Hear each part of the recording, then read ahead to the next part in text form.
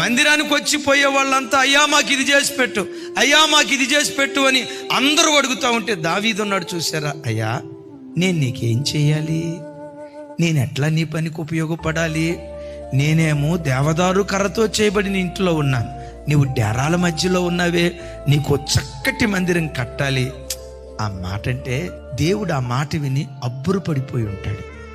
అక్కడ అంటాడు, ఇశ్రాయేలీయులను 40 సంవత్సరాలు అరణ్యంలో నడిపించిన దినం మొదలుకొని న్యాయాధిపతులు పరిపాలన చేసిన కాలం వరకు, సౌలు కాలం వరకు నేను ఎప్పుడైనా ఎవరి యొద్దకైనా వచ్చి నాకు మందిరం కట్టించమని అడిగానా అంటాడు దేవుడు అక్కడ.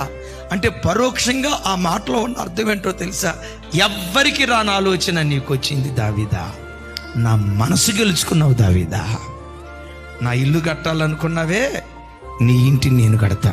నీ ఇంటినే కాదు, నీ పిల్లల పిల్లలను నేను కడతా.